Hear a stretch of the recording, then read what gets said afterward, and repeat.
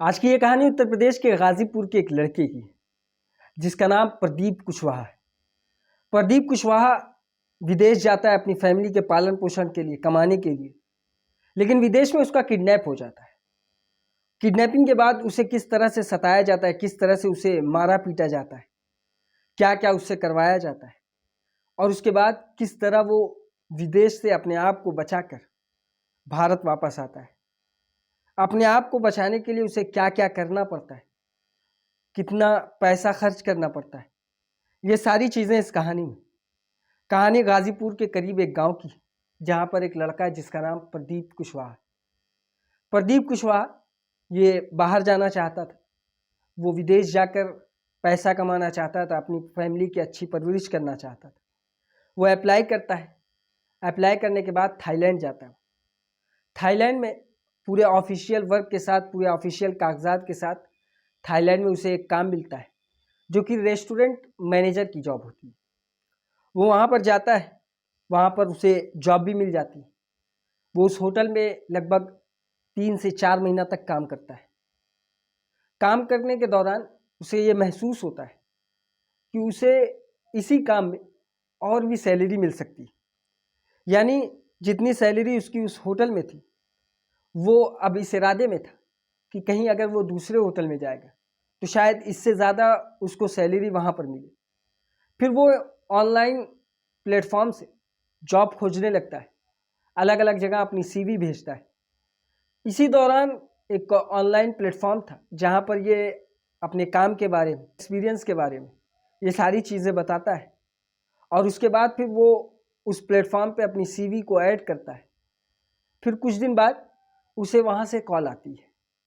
Call ये होती है कि आप का इंटरव्यू होगा, आप इंटरव्यू के लिए फला जगह पर आ जाएं। उसको एड्रेस दिया जाता है। प्रदीप कुशवाहा उस जगह पर पहुंच जाता है जहां ये काम करता था। उस जगह से ज़्यादा दूरी नहीं थी। वो वहां जाता है, इंटरव्यू देता है। पहले कुछ कम्युनिकेशन इंटरव्यू होता है, यानी वॉइस इंटरव्यू। वॉइस इंटरव्यू देने के बाद फिर वो वापस आ जाता है। अब उसे 2 दिन बाद ये पता चलता है कि उसका वॉइस इंटरव्यू सिलेक्ट हो गया है। अब उसे कुछ फिजिकल इंटरव्यू देने होंगे। फिजिकल इंटरव्यू देने के लिए उसे उस शहर से, एक दूर कोई शहर था थाईलैंड में ही, वहाँ जाना पड़ेगा। ये सारी चीज़ें उसे बताया जाता है। फिर उसे कॉल आती है।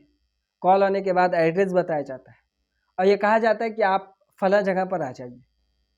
ये उस जगह पर पहुँचता है। इसी दौरान उसे एक व्यक्ति रिसीव करने के लिए आता है। कंपनी में जहाँ पर ये कंसल्टेंसी ऑफिस थी, वो वहाँ पर कॉल करता है कि वो वहाँ उस जगह पर पहुँच गया जहाँ उसे बुलाया गया था। फिर उसे कहा जाता है कि आप वहीं इंतज़ार करिए, अभी आपके पास एक कार आएगी, आप उस कार में बैठ जाइएगा, आपको वो कार उस जगह पर लेकर आएगी जहाँ पर आपका इंटरव्यू होना है, फिजिकल इंटरव्यू। वो कुछ देर तक इंतज़ार करता है। कुछ देर के बाद एक कार आकर रुकती है। वो उस कार में बैठता है। कार में बैठने के बाद फिर उससे बताया जाता है कि आपको फला जगह लेकर जाया जा रहा है, एयरपोर्ट के करीब। तो वो सुनता है। उसके बाद फिर वो अपने मोबाइल में गूगल मैप ऑन करता है। गूगल मैप ऑन करने के बाद कुछ दूर तक तो वो देखता है कि ये एयरपोर्ट की दिशा में ही जा रहे हैं, लेकिन एक टर्न आया। टर्न आने के बाद ये यू टर्न ले लेते हैं। जब प्रदीप कुशवाहा देखता है कि इसकी गाड़ी यू टर्न ले चुकी है, इसे जाना एयरपोर्ट की तरफ है, लेकिन ये कार वाले उसे दूसरी तरफ लेकर जा रहे हैं। पहले वो पूछता है कि एयरपोर्ट तो इस दिशा में, आप इस दिशा में क्यों जा रहे हैं? तो क्योंकि ड्राइवर दूसरी कंट्री के थे, उन्हें हिंदी नहीं समझ में आ रही थी, तो वो उसका जवाब नहीं देते। कुछ देर तक ये देखता है, लेकिन जब ये देखता है कि एक अलग ही दिशा में ये लोग जा रहे हैं, जो कि एयरपोर्ट से दूरी बढ़ती जा रही, तो इसे डर पैदा होता है। उसके बाद फिर ये जो ड्राइवर होता है, ड्राइवर के कंधे पे ये अपना हाथ मारता है और उससे कहता है कि आप किस तरफ जा रहे हैं? जाना तो दूसरी तरफ है। तो ड्राइवर तो कुछ नहीं बोलता है, लेकिन उसकी बगल में जो सीट थी, जिस पे एक और व्यक्ति बैठा था जो मुझे रिसीव करने आया था, वो गाड़ी के डैशबोर्ड को खोलता है। उसके बाद एक पिस्टल गाड़ी के डैशबोर्ड से निकालता है। क्योंकि हिंदी उन्हें आती नहीं थी, तो सिर्फ एक इशारा कि चुप रहो, और बंदूक का निशाना प्रदीप कुशवाहा की तरफ। प्रदीप कुशवाहा डर जाता है। वो उस गाड़ी में चुपचाप बैठा रहता है। काफ़ी सहमा होता है। उसे समझ में नहीं आ रहा था कि आखिर उसके साथ हो क्या रहा है। कुछ दूर तक ये गाड़ी चलती जाती है, लगभग घंटों गाड़ी चलती रहती है। इसी बीच एक सन्नाटा इलाका आता है।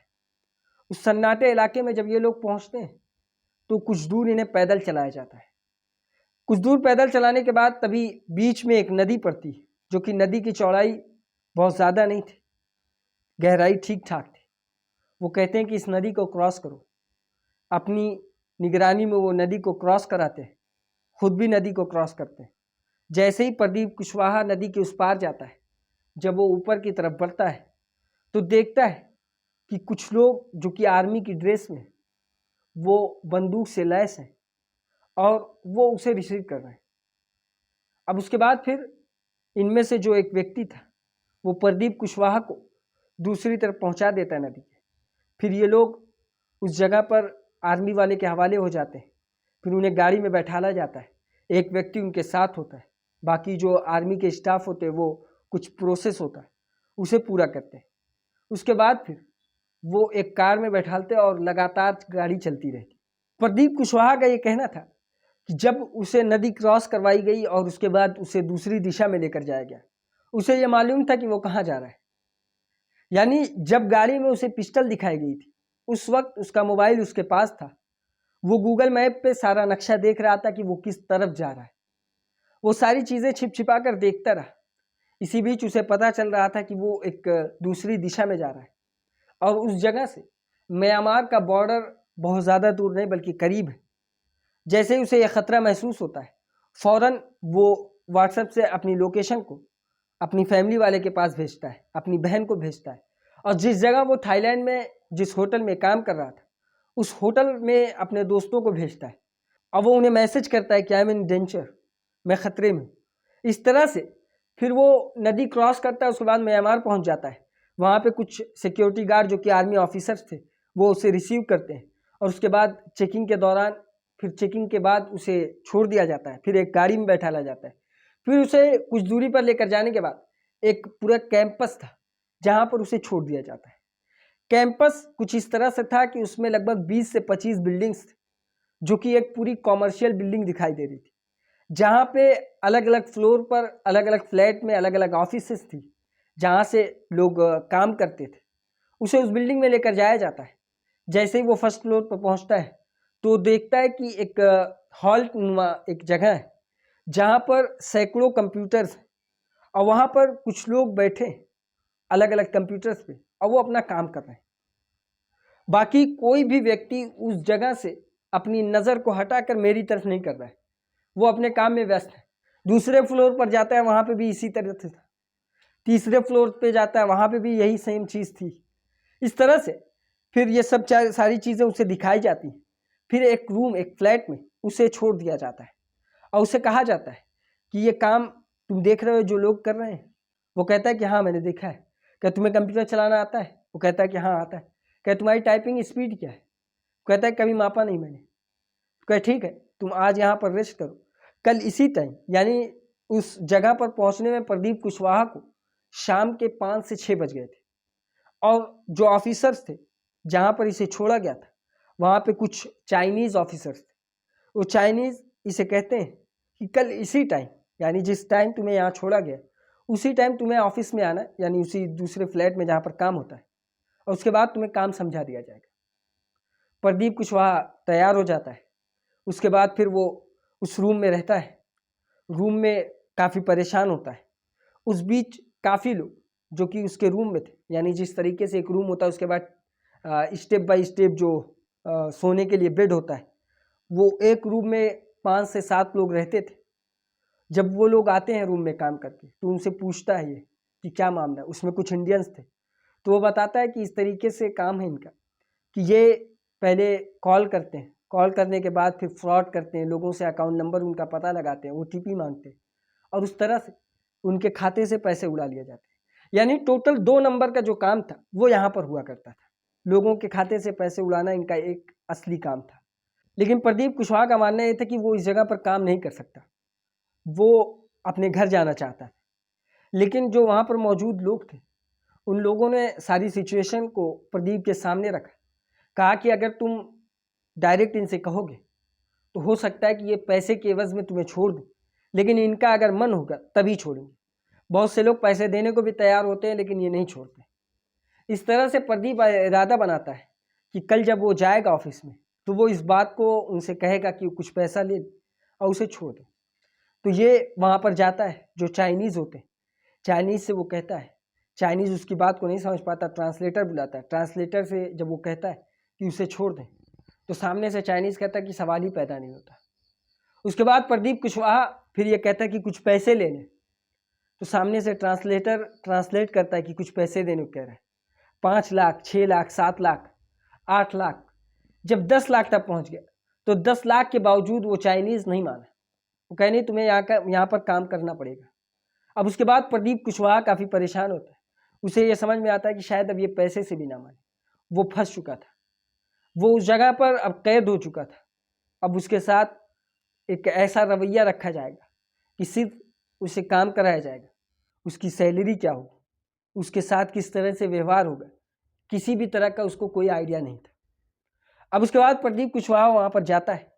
वहाँ पर मौजूद जो बाकी के लोग काम करने वाले होते हैं उससे कुछ राय मशवरा लेता है। अब उसके बाद फिर ये काम करने के बाद पहले दिन आता है अपने रूम पे। अब रूम पे ये अपने घर वालों को किस तरह बताए कि ये डेंजर में, क्योंकि व्हाट्सअप मैसेज तो इसने कर दिया था, लेकिन म्यांमार आने के बाद जब इसकी ऑफिस में ज्वाइनिंग होती है तो इसके मोबाइल को इससे छीन लिया जाता है। उसके बाद जो उसके रूम में बाकी के लोग थे उसमें कुछ अफ्रीकन लोग थे, जिनसे बातचीत में पता चला कि इनके पास मोबाइल फ़ोन है और इस मोबाइल से बात करने के लिए लगभग 1000 रुपये इन्हें पे करना पड़ेगा। ये देखते ही जो वहाँ के लोग थे वो रिक्वेस्ट करता है अपने इंडियन दोस्त से। इंडियन दोस्त अफ्रीकन से कहते हैं उसके बाद पहली मरतबा इसे फ्री में मोबाइल मिलता है बात करने के लिए। वो अपनी फैमिली वालों को फ़ोन करता है। फ़ोन करने के बाद फिर बात बताता है सारी चीज़ें कि इस तरह से उसका किडनैप हुआ और वो यहाँ पर आके फंस चुका है। अब घर वाले भी काफ़ी परेशान थे। वो कहते हैं कि ठीक है, हम कांटेक्ट कर रहे हैं। इधर उसकी फैमिली इंडियन एम्बेसी में कांटेक्ट करती है, यानी जो वहाँ की एम्बेसी है थाईलैंड की, तो इसके बावजूद उनकी फैमिली वालों को कोई मदद नहीं मिल रही थी। इस तरह से प्रदीप कुशवाहा काफ़ी परेशान होता है।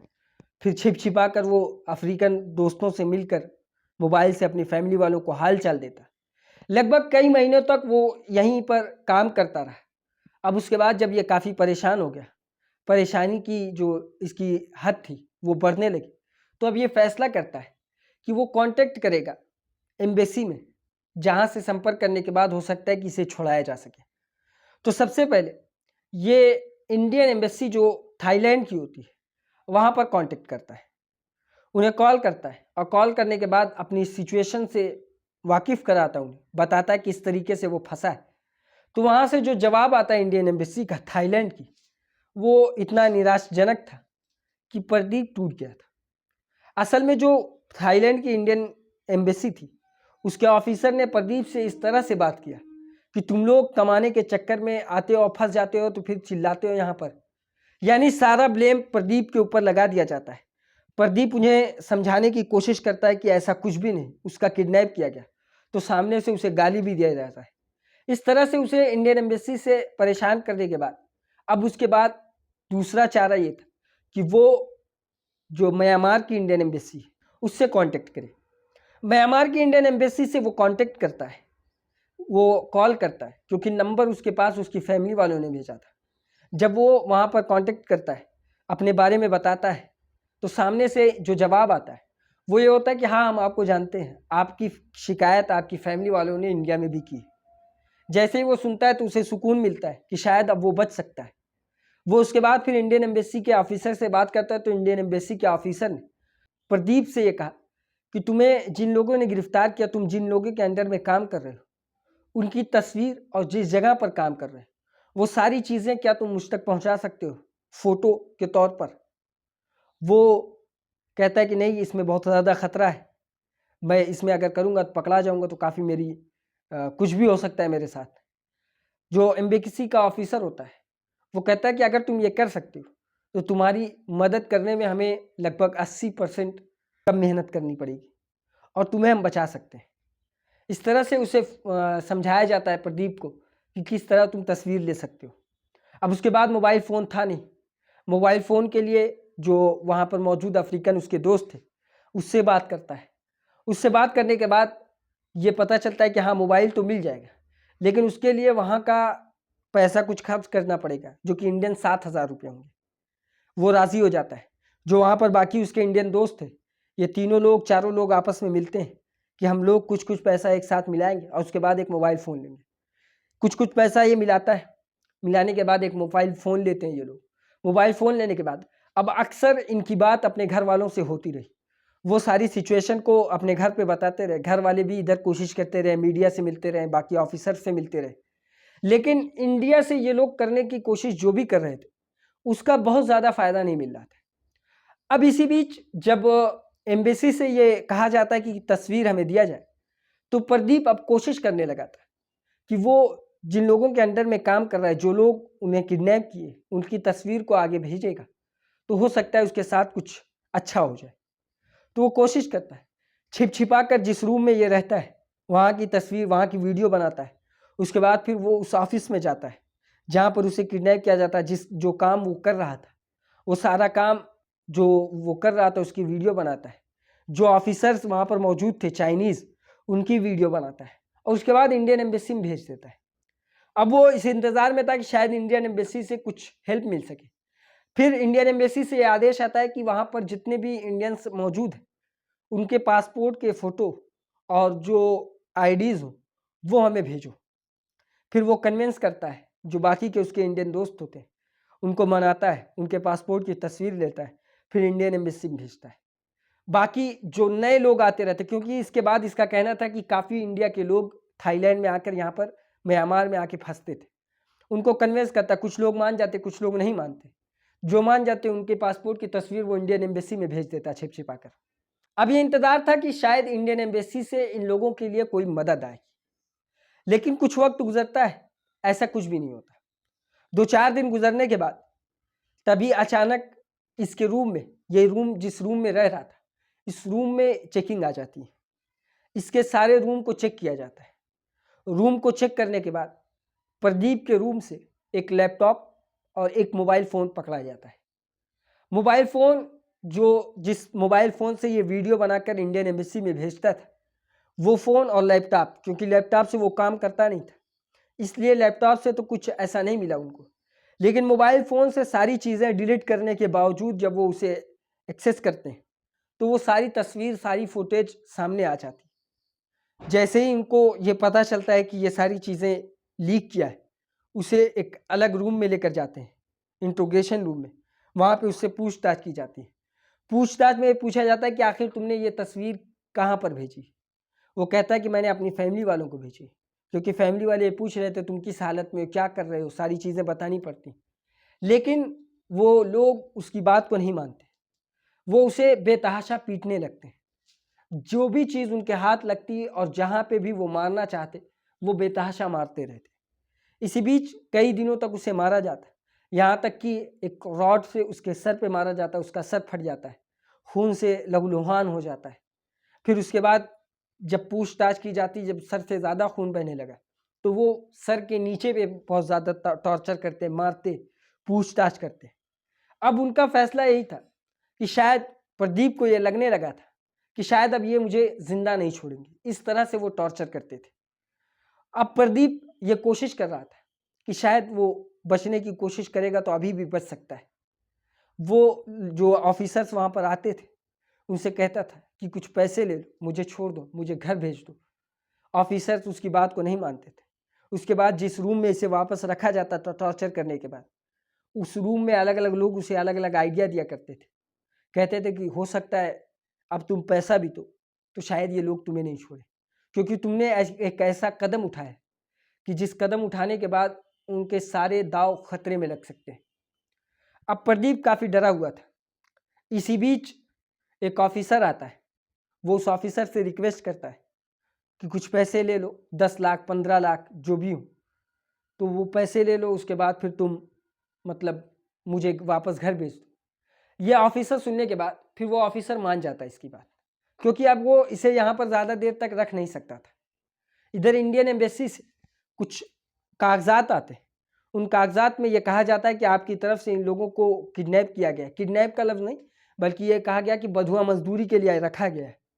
और पूरी जो इंडियन एम्बेसी की तरफ से लिस्ट आई थी, उसमें इस प्रदीप कुशवाहा का भी नाम था और बाकी के इंडियंस और जो भी अलग अलग लोग थे उनके भी नाम थे। अब उसके बाद फिर जब प्रदीप कुशवाहा को ये पता चलता है कि लिस्ट आ चुकी है, वो उस लिस्ट के उस जगह पर 16वें नंबर पे उसका नाम है, जिनको ये कहा गया है कि आप इन्हें ज़बरदस्ती रखें। तो उसे ये लगने लगा था कि शायद अब ये छूट जाए। अब वो ये इंतज़ार कर रहा था कि वो हो सकता है इंडियन एम्बेसी की कोशिश से छूट सकता है, और इधर पैसे की डिमांड ये लोग कर रहे थे कि ठीक है, अगर तुम 10 लाख रुपए दो तो तुम्हें छोड़ दिया जाएगा। अब वो अपनी फैमिली वालों से बात करता है, फैमिली वाले अलग अलग रिश्तेदारों से मिलकर पैसा इकट्ठा करते हैं, पत्नी अपना जेवर बेच देती है, बहन अपना जेवर बेचती है। इस तरह से सारे जेवर और वगैरह बेचने के बाद फिर अब पैसे का इंतज़ाम होता, थोड़ा थोड़ा करके पैसा आने लगा था। 6 लाख 7 लाख रुपए जब आता है, उसके बाद प्रदीप कुशवाहा देखता है कि जब लिस्ट में नाम आ गया, तो ये अपनी फैमिली वालों से कहता है कि पैसे को रोक दो, हो सकता है कि वो 1-2 दिन में हमें छोड़ दें। लेकिन सारी इंतज़ार करने के बावजूद प्रदीप कुशवाहा को ऐसा नहीं लगता कि अब उसे छोड़ा जाएगा। इस बीच ऑफिसर्स आते हैं, उससे कहते हैं तुम्हारा पैसा रुक चुका, उसे टॉर्चर करते हैं, फिर मारते पीटते हैं। फिर इधर फैमिली वालों से बात कराई जाती है, उससे कहा जाता है कि पैसा दोबारा से चालू करो। फिर फैमिली वाले दोबारा पैसा भेजना शुरू कर देते हैं। इस दौरान उसे काफ़ी टॉर्चर किया जाता है। टॉर्चर के दौरान इसी बीच एक आर्मी का ऑफिसर आता है, और उस आर्मी के ऑफिसर के पास कुछ लिस्ट थी, जिस लिस्ट में प्रदीप कुशवाहा का नाम नहीं था, लेकिन कुछ लोगों का नाम था, 4 से 5 लोगों का, जिनके नाम में ये था कि इन्हें छोड़ाना है, इन्हें लेकर जाना है, इन्हें इनके देश भेजना है। वो आर्मी का ऑफिसर आता है, वो पूछता है इन्हें कहाँ रखे हो? तो जिस रूम में प्रदीप कुशवाहा को रखा गया था मारने पीटने के लिए, उसी रूम में बाकी के और भी लोग थे जिन्हें मारा पीटा जा रहा था, जो कोई गलती करते थे। जब वो उस रूम में जाता है तो देखता है कि प्रदीप कुशवाहा और बाकी के लोगों की हालत बहुत ज़्यादा ख़राब है, इन्हें बहुत ज़्यादा टॉर्चर किया गया, मारा गया। तो वो आर्मी का ऑफिसर उस जगह के मैनेजमेंट पर भड़कता है, तुमने ये क्या किया? तो ये लग रहा था प्रदीप कुशवाहा को, उसकी ज़बान नहीं समझ में आई थी, लेकिन उसे महसूस हो रहा था कि शायद ये मैं हम लोगों के लिए लड़ रहा है कि तुम लोगों ने इतना ज़्यादा क्यों मारा। अब उसके बाद फिर वो एक एक कर नाम बताता है और एक एक लोग को बाहर लेकर आया जाता है। इसी बीच प्रदीप कुशवाहा भी था। प्रदीप कुशवाहा का नाम उस लिस्ट में नहीं था, लेकिन वो ऑफिसर पूछता है क्या तुम्हारा उस लिस्ट में नाम है, जो कि 17 लोगों की लिस्ट बनाई गई है। प्रदीप कुशवाहा उस लिस्ट को देखता कहता कि हाँ 16वें नंबर पे उसका नाम है। तो वो जब उस ऑफिसर को बताता है, तो ऑफिसर कहता है कि ठीक है, तुम टेंशन मत लो, तुम अभी यहीं पर रहो, तुम्हें हम लोग लेकर चलेंगे अपने साथ। इस बीच प्रदीप कुशवाहा की फैमिली ने सारे पैसे को उस जगह पर पहुंचा दिया था, यानी जो भी अकाउंट था उस अकाउंट में पैसे लगाते गए, 10 लाख रुपए पूरे हो गए।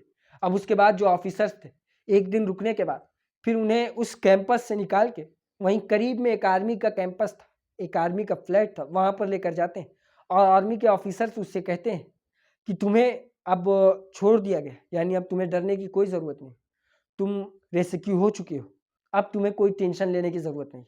ये सुनने के बाद प्रदीप कुशवाहा का कहना था कि उसे काफ़ी सुकून हुआ, लेकिन अभी भी उसके दिल में यही था कि वो अपने घर कब पहुंचेगा। इसी बीच दूसरा दिन गुजरता है। दूसरे दिन गुजरने के बाद एक व्यक्ति आता है। वो व्यक्ति प्रदीप कुशवाहा से आके पूछता है, बाकी के और लोग भी थे, उनके बीच पूछता है कि इसमें प्रदीप कुशवाहा कौन है? तो प्रदीप कुशवाहा खुद बताता है कि मैं हूँ।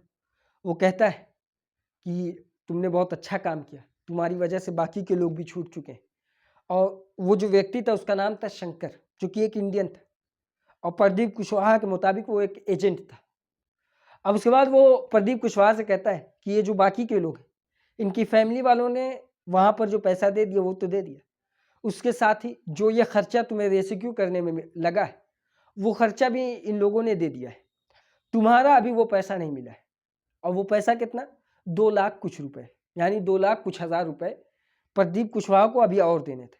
वो कहता है कि इस तरह पैसा, अभी उसने तो 10 लाख रुपया पहले से दे चुका है, क्या तुमने जो वहाँ पर पैसा दिया है वो अलग है, उससे हमारा कोई लेना देना नहीं, लेकिन तुम्हें 2 लाख कुछ हज़ार रुपए यहाँ पर भी देना पड़ेगा। वो इसलिए कि जो तुम्हें रेस्क्यू करने में खर्चे लगे, वो सारे खर्च तुम ही दोगे। इस तरह से अब शंकर इससे पैसा मांगता है। ये भी तैयार हो जाता है कि ठीक है चलो, किसी तरह से घर अपने वापस जाएंगे। वो अपनी बहन को कॉल करता है, बहन से कहता है बहन 2 लाख 56 हज़ार के करीब जो रकम थी वो भेज देता है। भेजने के बाद फिर शंकर वो पैसा लेकर चला जाता है। ये कहता है कि 1-2 दिन तुम लोग यहीं पर रहोगे, उसके बाद तुम्हें यहाँ से निकाल दिया जाएगा। शंकर असल में ये म्यांमार में नहीं मिलता, बल्कि जो आर्मी ऑफिसर्स थे वो म्यांमार से इसे निकालने के बाद, जो प्रदीप कुशवाहा था और बाकी के लोग, इन्हें म्यांमार से निकालने के बाद थाईलैंड पहुंचा देते हैं। थाईलैंड में आने के बाद शंकर की इनसे मुलाकात होती है, तो ये पैसे की डील होती है, पैसा पहुंच जाता है और शंकर चला जाता है। फिर इन्हें एक रिफ्यूजी सेंटर में रखा जाता है वहाँ पर, और ये कहा जाता है कि तुम्हें कुछ दिन में यहाँ से निकाल दिया जाएगा। अब उसके बाद फिर ये वहाँ पर कुछ दिन तक रहते हैं। जिस रूम में इन्हें रखा गया था वहाँ पे प्रदीप कुशवाहा के मुताबिक सिर्फ एक इंसान के बैठने की जगह थी, यानी उस रूम में 60 लोग थे, और 60 लोग में अगर 30 को सोना पड़ता तो 30 को बैठना पड़ता है, तब जाकर 30 सो सकते थे। इस तरह से वहाँ पर सिचुएशन थी। प्रदीप कुशवाहा और बाकी के लोग वहाँ इंतज़ार कर रहे थे कि शायद शंकर अब उन्हें यहाँ से निकाल ले जाए, लेकिन शंकर काफ़ी वक्त लगाता है, कई दिन गुजर जाते हैं। ये होता है कि 2-3 हफ्ता वहाँ पर वो लोग रहते हैं। शंकर का अब कुछ पता नहीं चलता। प्रदीप कुशवाहा काफ़ी परेशान हो जाता है। अब इस बीच इन लोगों में कुछ लोग एक प्लान बनाते हैं, जो इंडियंस थे, कि हम लोगों में एक व्यक्ति हार्ट अटैक आने का नाटक करेगा, जिसकी वजह से वो हॉस्पिटल जाएगा, और हॉस्पिटल जाने के बाद फिर शंकर उनके पास आएगा, तो वो पूछेगा कि आखिर तुम कर क्या कर रहे। तो इस तरह से एक व्यक्ति जिसको वाकई में हार्ट की बीमारी थी, वो नाटक करता है हार्ट अटैक का, उसे हॉस्पिटल लेकर जाया जाता है। जैसे ही खबर ये शंकर को लगती है, शंकर वापस से हॉस्पिटल में आता है। इससे पहले शंकर लगभग 2 हफ्ते तक गायब हो गया था पैसा लेकर। हॉस्पिटल में आता है वो व्यक्ति, उससे पूछताछ करता है कि आखिर तुम कर क्या रहे हो, तुमने पैसे भी सारे ले लिए, अभी तक हमें हमारी कंट्री नहीं भेज रहे हो। वो कहता है कि टेंशन मत लो, फला तारीख को यानी मंडे, और मंडे के बाद जो दिन आएगा उसके बाद तुम्हें डिपोर्ट कर दिया जाएगा। ये सुनने के बाद फिर वो वापस आता है, सारे लोगों को ये बात बताता है। फिर वो इंतज़ार करते हैं उस दिन का। 2 दिन के बाद फिर वो दिन आ जाता है। फिर यहाँ से इन्हें थाईलैंड से, यानी जहाँ पर ये लोग रह रहे थे, यहाँ से इन्हें डायरेक्ट भेजा जाता है बैंकॉक। बैंकॉक में इन्हें एक जगह पर रखा जाता है, रेफ्यूजी सेंटर में, वहाँ पे भी रखा जाता है, और वहाँ से अलग अलग कंट्री के लोगों को डिपोर्ट किया जाता था उनकी कंट्री में। ये वो जगह थी जहाँ पर प्रदीप कुशवाहा और बाकी के जो इंडियंस थे उन्हें रखा जाता है। इस तरह से वो वहाँ पर रहते हैं। फिर वो लोगों से पूछते हैं कि आखिर वो कब अपनी कंट्री में जाएंगे। तो पता ये चलता है कि यहाँ पर 2 हफ्ते भी लग सकते हैं, और शायद महीनों भी लग सकते हैं। ये सुनने के बाद, क्योंकि प्रदीप कुशवाहा को ये लग रहा था कि शायद अब बैंकॉक वो आ चुके हैं, अब उनको शाम तक भेज दिया जाएगा इंडिया। इस तरह से वो काफ़ी परेशान होते हैं। जब वो ये सुनते हैं, सुनने के बाद फिर वो कोशिश करते हैं कि शायद उन्हें 1-2 दिन के अंदर भी भेज दिया जाए। इसी बीच जैसे ही उस लॉकअप में जहाँ पर उन्हें रखा गया था, वहाँ पर लोगों से, पुराने लोग जो वहाँ पर मौजूद थे, उनसे मुलाकात होती है। तो उनमें कुछ ऐसे एजेंट थे जो प्रदीप कुशवाहा से मिलते हैं, और वो ये कहते हैं कि अगर तुम कुछ पैसे दे दो तो हम तुम्हें 2 हफ्ता या महीना नहीं, बल्कि कल ही तुम्हारी कंट्री भेज सकते हैं। प्रदीप कुशवाहा को लगा कि शायद ये फ्रॉड करना चाहते हैं, लेकिन फिर वहाँ पर मौजूद जो पुराने जो रेफ्यूजी थे उनसे पूछताछ की जाती है, तो वो बताते हैं कि हाँ, जिनके पास पैसा है वो दूसरे दिन चले जाते हैं, जिनके पास पैसा नहीं है वो महीनों तक यहाँ पर सड़ते हैं। जैसे ही प्रदीप कुशवाहा को ये बात हुई, बाकी के इंडियंस ने ये फैसला किया कि ठीक है, हम पैसा देते हैं, हमें कल ही भारत भेज दिया जाए। अब इस तरह से प्रदीप कुशवाहा अपनी बहन को कॉल करता है, और उसके बाद फिर जो वहाँ पर एजेंट थे, एक कॉल करने के लिए उन्हें 1000 रुपये खर्च करना पड़ता था। अपनी बहन को कॉल करता है, फिर वो बताता है कि 60,000 रुपया फला अकाउंट में भेज दिया जाए। जैसे ही 60,000 एक व्यक्ति का उस अकाउंट में आता है, उस व्यक्ति की सारी डिटेल कंप्लीट हो जाती है। उसके बाद फिर उसे बैंकॉक के उस जगह से भारत डिपोर्ट किया जाता है। इंडिगो की फ़्लाइट का फैमिली वाले टिकट कराते हैं, यानी टिकट भी यहाँ के लोग नहीं कराते, फैमिली वाले कराएंगे। फैमिली वाले टिकट कराते हैं इंडिगो फ़्लाइट की। उसके बाद इनकी बैंकॉक से डायरेक्ट इंडिया की फ़्लाइट, ये जाते हैं, फ़्लाइट में बैठते हैं। फ़्लाइट में बैठने के बाद फिर अब इनका वक्त धीरे धीरे कटता है कि अब ये शायद इंडिया पहुँचने वाले। कुछ देर के बाद ये इंडिया पहुँच जाते हैं।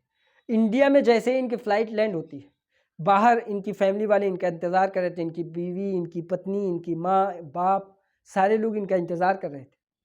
लेकिन जैसे ही ये लोग फ़्लाइट से इंडिया में उतरते हैं, उसके बाद वहाँ के जो ऑफिसर्स होते हैं वो उन्हें इंट्रोगेशन रूम में लेकर जाते हैं, पासपोर्ट लेते हैं। पासपोर्ट लेने के बाद उनसे कहते हैं कि ठीक है, आप यहीं पर बैठिए, अभी हमारे आला अफसरान आएंगे, वो आपसे पूछताछ करेंगे, और पूछताछ के बाद फिर आप जा सकते हैं। वो वहाँ पर बैठे रहे। कुछ वक्त गुजरा, 1 घंटा, 2 घंटा, 3 घंटा, करते करते टोटल 11 घंटे गुजर जाते हैं। इस बीच प्रदीप कुशवाहा और बाकी के लोगों की फैमिली एयरपोर्ट के बाहर उनका इंतज़ार कर रही थी खाना लेकर, लेकिन उन्हें 11 घंटे तक उस एयरपोर्ट में रखा जाता है और उन्हें खाना भी नहीं दिया जाता। 11 घंटे तक कोई ऑफिसर उनसे पूछताछ नहीं करता। 11 घंटे के बाद फिर एक ऑफिसर आता है, वो नॉर्मल सी बात पूछता है और उसके बाद कहता है कि ठीक, आप जा सकते हैं। इस बात पे प्रदीप कुशवाहा का कहना था कि वो काफ़ी नाराज़ होता है, वो उस पर भड़कता है, कहता है कि अगर सिर्फ इतनी ही बात पूछनी थी तो अभी तक आप कर क्या रहे थे? 11 घंटे तक हम लोगों को यहाँ पर बैठाए, हम लोगों ने कहा कि हमारा खाना हमारी फैमिली वाले बाहर लेकर खड़े हैं, वो अंदर तक पहुँचा दिया जाए, वो काम भी आपसे नहीं हुआ। इस तरीके से हम लोगों को मौका मिला था तो हम लोगों ने उनके ऊपर चढ़ाई भी की। उसके बाद फिर ये एयरपोर्ट के बाहर आते हैं, फैमिली वालों से मिलते हैं, फैमिली वाले काफ़ी इमोशनल होते हैं। उसके बाद प्रदीप कुशवाहा अपने घर आते हैं।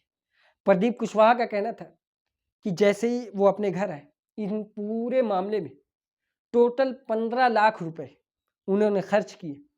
15 लाख रुपए वो अपने रिश्तेदारों से, उनमें से कुछ उधार लिए, अपनी बीवी के गहने को बेचे, बहन न जाने क्या क्या जेवर बेच के, क्या क्या काम करके वो पैसा इकट्ठा करती और अपने भाई को बचाने के लिए सारी कोशिशें करती। तमाम एम्बेसीज में जाकर वो टहलती घूमती, ये कोशिश करती कि उसके भाई को वो आज़ाद करा सके। उसकी माँ परेशान होती। 15 लाख रुपए टोटल खर्च हुए और खर्च होने के बाद जैसे ही वो वापस आया, वापस आने के बाद फैमिली वाले उससे मिलते हैं, मोहल्ले के लोग मिलते हैं, सारी भीड़ लगती है। उसके बाद बड़े बड़े नेता उससे मुलाकात करने आते हैं, लेकिन किसी ने भी उसकी आर्थिक सहायता करने को नहीं सोचा। जिस व्यक्ति ने अपने आप को 15 लाख रुपए अपनी बीवी और अपनी बहन और अपनी माँ के जेवर बेच के अपने आप को छुड़ाया, उस व्यक्ति को लोग हिम्मत देने, उसकी तारीफ करने तो पहुँचे, लेकिन उसको प्रोत्साहन पैसा देकर नहीं किया। यानी उसको ये शिकायत थी कि शायद अगर बड़े बड़े लोग मुझसे मुलाकात करने आए, मेरी अगर हेल्प की जाती, कोई फाइनेंशियली हेल्प की जाती, जो मेरा गया है तो उसे कमाने में मुझे काफ़ी वक्त लगेगा। ये बड़े बड़े लोग अगर मेरी सहायता करते तो शायद मैं वापस से स्टैंड कर सकता था। एक तो वो खुद बाहर जाता है अपनी फैमिली की परिस्थिति और अच्छी करने के चक्कर में, लेकिन वापस आता है तो उसकी फैमिली की परिस्थिति और बद से बदतर हो जाती। ये थी आज की कहानी, एक गाज़ीपुर के लड़के प्रदीप कुशवाहा की। प्रदीप कुशवाहा की एक और शिकायत थी कि जब इंडियंस किसी दूसरी कंट्री में जाते हैं कमाने के लिए, तो जब वो एयरपोर्ट पे, अपने एयरपोर्ट पे पहुंचते हैं और उनका वीज़ा जो दूसरी कंट्री का लगता है, इमिग्रेशन जब होता है, तो वहाँ पर एक ऐसी फैसिलिटी होनी चाहिए कि उस कंट्री के बारे में जो भी फ्रॉड और जो भी खतरे हों, वो उस व्यक्ति को आगाह करने के लिए उन्हें बता दिया जाए। यानी अगर मैं थाईलैंड जा रहा हूँ, तो थाईलैंड में जो जो फ्रॉड होते हैं जिस भी किस्म के, वो सारे फ्रॉड थाईलैंड जाने वाले व्यक्ति को, यानी मुझे, पहले से बता दिया जाए, ताकि मैं वहाँ पर जाने के बाद होशियारी से काम ले सकूँ, सतर्क रह सकूँ। और ये वाकई में एक जायज़ मांग भी है, इस पे काम भी होना चाहिए। इस तरह की कहानी आपको और सुननी हो तो हमारी इस वीडियो को लाइक करें, हमारे चैनल को सब्सक्राइब करें और बेल आइकन को ज़रूर दबाएं।